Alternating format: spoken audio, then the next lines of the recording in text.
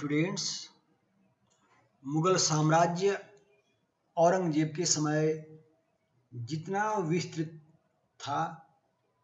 और औरंगजेब ने जिस तरह साम्राज्य का विस्तार किया, वह अपने आप में प्रथम दृष्टया बहुत विस्तृत साम्राज्य लगता है और वास्तव में सचमुच ही औरंगजेब के समय मुगल साम्राज्य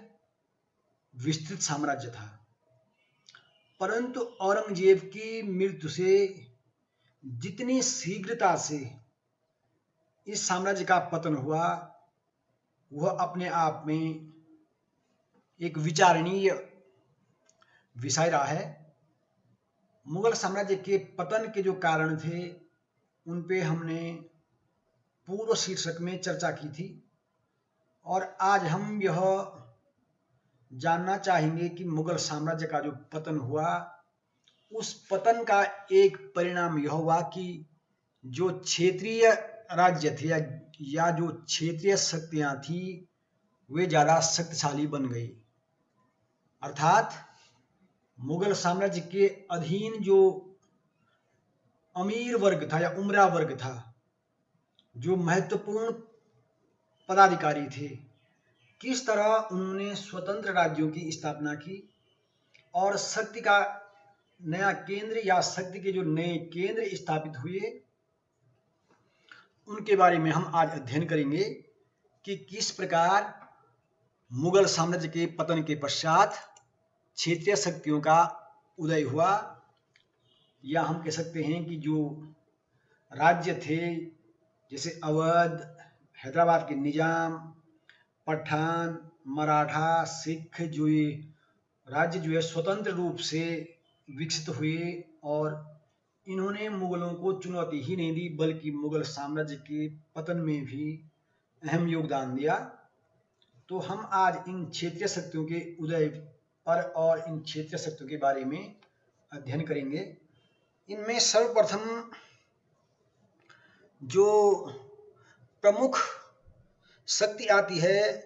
वे हैं हैदराबाद के निजाम। हैदराबाद में जो निजाम शाही वंश का, या हम कह सकते हैं आसफ जाही वंश का जो प्रवर्तक था, संस्थापक था, वह था चिन किलिच खां। चिन किलिच खां को निजाम उल मुल्क की उपाधि थी और उसे निजाम उल मुल्क भी कहा जाता था। इसीलिए चिन किलिच खां ने हैदराबाद में जिस आसफ जाही वंश की स्थापना की, उसे हम निजाम या कालांतर में हैदराबाद के जो निजाम थे, इसी नाम से जानते हैं। यद्यपि निजाम से पहले जुल्फिकार खां ने दक्षिण में एक स्वतंत्र राज्य का सपना देखा था और प्रयास किया था कि वह दक्षिण में स्वतंत्र राज्य स्थापित करे, परंतु वह तो दक्षिण में स्वतंत्र राज्य स्थापित नहीं कर सका। परंतु बाद में सैयद बंधुओं के पतन के बाद, या हम कह सकते हैं हुसैन अली जो सैयद बंधु था, उसके वध के पश्चात चिन किलिच खां को दक्कन का सूबेदार बनाया गया और जब दक्षिण का सूबेदार चिन किलिच खां बना, तो उसने दक्षिण में अपनी शक्ति को बढ़ाया। इसी कारण वह 1722 में दिल्ली के बादशाह ने उसे दिल्ली का वजीर नियुक्त किया। यद्यपि वजीर के रूप में चिन किलिच खां ने मुगल प्रशासन को सुव्यवस्थित करने का प्रयास किया, परंतु मुगल दरबार में जो अन्य अधिकारी वर्ग था, जो अमीर वर्ग था, वह अपने भोग विलास में इतना लिप्त था कि उसने निजाम के, या हम कह सकते हैं चिन किलिच खां के सारे प्रयास असफल कर दिए। इसका परिणाम यह हुआ कि निजाम दुखी होकर पुनः दक्षिण चला गया और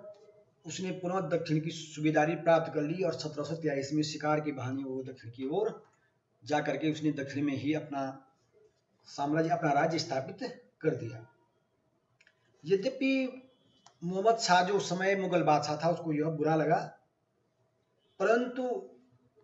मोहम्मद शाह द्वारा जो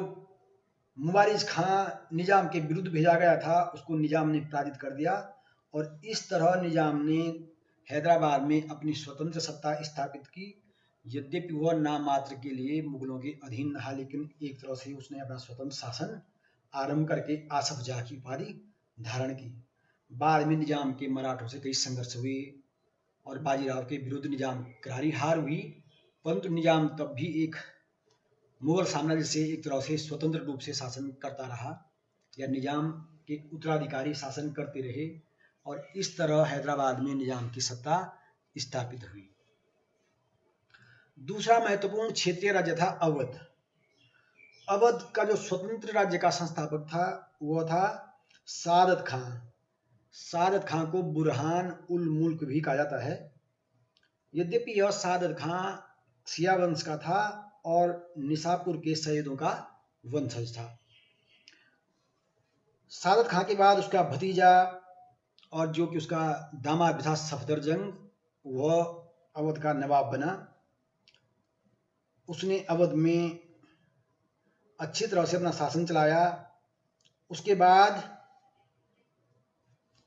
सादत खां के बाद मोहम्मद शाह ने यद्यपि सफदरजंग को अपना वजीर भी नियुक्त किया, परंतु बाद में आगे चलकर इसी वंश के 7वें शासक सादत खां, जो इसी नाम का सादत खां नाम से एक अन्य शासक हुआ, उसने अवध के राजा की उपाधि धारण की और एक तरह से अवध में मुगलों की नाम मात्र की अधीनता के अंतर्गत स्वतंत्र शासन स्थापित कर दिया। अगली जो क्षेत्रीय शक्तियां थी वे थे रुहेले तथा बंगस पठान। एक अफगान योद्धा जो था दाऊद और उसके पुत्र ने बरेली में औरंगजेब के पश्चात एक छोटी सी जागीर का विस्तार करके रुहेलखंड का एक स्वतंत्र राज्य स्थापित कर दिया और कालांतर में यही रुहेले कहलाए। इसी तरह रुहेलखंड के पूर्व में मोहम्मद खां बंगस ने फर्रुखाबाद की जागीर को एक स्वतंत्र राज्य का रूप दे दिया और बाद में इसे विस्तृत स्वरूप देकर के बुंदेलखंड तथा इलाहाबाद तक अपना प्रभुत्व जमा दिया और इस तरह मोहम्मद खां बंगस ने अपना स्वतंत्र राज्य स्थापित कर दिया। इसी प्रकार बंगाल में भी स्वतंत्र शासन स्थापित हुआ। एक बात हमको अवश्य ध्यान में रखनी होगी कि यद्यपि ये जो क्षेत्रीय राज्य थे अपना शासन चलाने में स्वतंत्र थे, परंतु कहीं ना कहीं एक प्रकार से ये मुगलों के अधीन थे। यद्यपि वो नाम मात्र के लिए ही मुगलों की अधीनता स्वीकार करते थे। बंगाल में मुर्शीद कुली खां ने एक स्वतंत्र राज्य की स्थापना की और उसके बाद सुजाउद्दीन ने वहाँ का शासनभार संभाला और तत्पश्चात सरफराज खां जो है, जो कि पहले बिहार का नायब था, उसने अलीवर्दी खां के विरुद्ध जो सरफराज खां था उसके विरुद्ध अलीवर्दी खां ने विद्रोह किया, जो कि उस समय बिहार का नायब सूबेदार था। और सरफराज खां के विरुद्ध अलीवर्दी खां ने विद्रोह कर वो बंगाल, बिहार और उड़ीसा का सूबेदार बन गया। उसने दिल्ली दरबार में कुछ धन दे करके सूबेदारी हासिल कर ली और इस तरह अलीवर्दी खां सरफराज खां को एक तरह से पराजित करके या उसके विरुद्ध षड्यंत्र करके बंगाल का नवाब बन गया। बाद में हम देखते हैं कि अलीवर्दी खां के बाद जो अंतिम नहीं कहेंगे, बाद में जो बंगाल में जो संघर्ष हुआ अंग्रेजों और नवाब के बीच, उसमें हम पाते हैं सिराजुद्दौला, मीर जाफर का, मीर कासिम, तमाम मीर नवाब आते हैं और इस तरह बंगाल जो है एक प्रकार से स्वतंत्र शासन करने लगा और नाम मात्र के लिए ही मुगलों के अधीन रहा। इसी प्रकार औरंगजेब की नीतियों से अप्रसन्न होकर राजपूतों ने भी स्वतंत्र राज्य स्थापित करने का प्रयास किया, किंतु आपसी झगड़ों के कारण और आपसी प्रतिद्वंदता के कारण राजपूत संगठित नहीं हो पाए और इसका परिणाम यह हुआ कि वे समय समय पर स्वतंत्र शासन तो अवश्य करने लगे, परंतु अंततः मराठों ने उन्हें अपने अधीन कर दिया, या हम कह सकते हैं कि राजपूताना तक मराठों का शासन स्थापित हो गया और राजपूत मराठों के हस्तक्षेप के शिकार बन गए। औरंगजेब की जो नीतियां थी उन नीतियों का दुष्परिणाम यह हुआ कि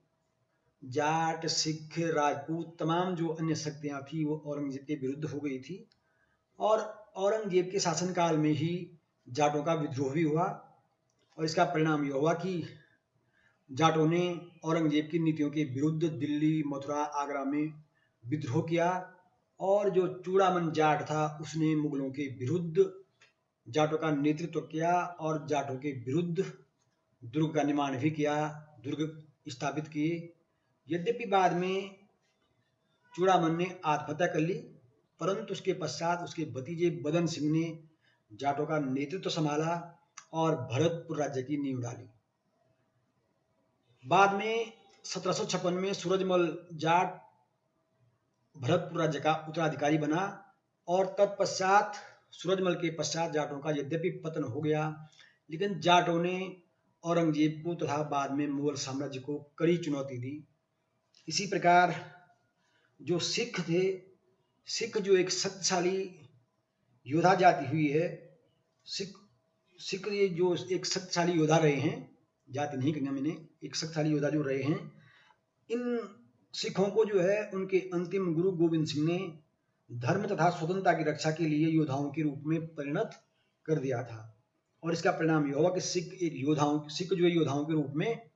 मुगलों से टक्कर लेने लगे, क्योंकि मुगलों की नीति जो है वो सिखों के विरुद्ध भी थी। इस संदर्भ में हम इतिहास पे दृष्टिपात करें तो गुरु अर्जुन सिंह तमाम सिखों को जो है एक प्रकार से मुगलों का उनसे संघर्ष हुआ और बाद में 1708 ईस्वी में सिखों का नेतृत्व बंदा बहादुर ने किया। वह 8 वर्षों तक सिखों के विरुद्ध संघर्ष करता रहा, परंतु अपने सहयोगियों के विश्वासघात के कारण वह बंदी बना लिया गया। यद्यपि उसकी निर्मम हत्या हुई, लेकिन तब भी सिख जो है कम शक्तिशाली नहीं रहे। बाद में पंजाब में अनेक सिख मिसलों में सिखों की शक्ति का विभाजन हुआ, परंतु कालांतर में ये सिख मिसलें इतनी शक्तिशाली हो गई, इनमें महाराजा रणजीत सिंह ने तमाम सिख मिसलें शक्तिशाली रही, जिन्होंने मुगल साम्राज्य को ही नहीं बल्कि बाद में अंग्रेजों को भी कड़ी चुनौती दी। मुगल साम्राज्य के पतन के पश्चात जो सबसे शक्तिशाली जो क्षेत्रीय शक्ति थी वह थी मराठा। मराठों ने न केवल एक विशाल साम्राज्य स्थापित किया, बल्कि अपनी योग्यता और पेशवाओं के नेतृत्व में मराठों ने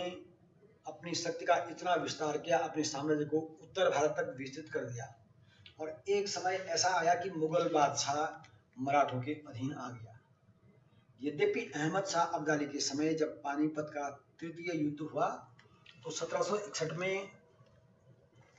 पानीपत के युद्ध में मराठों को पराजय का सामना करना पड़ा, परंतु मराठे शीघ्र ही संभल गए और बाद में हम देखते हैं कि मराठों ने अंग्रेजी साम्राज्य को भी टक्कर दी और इस तरह मराठी दक्षिण में एक शक्तिशाली साम्राज्य स्थापित करने में सफल रहे।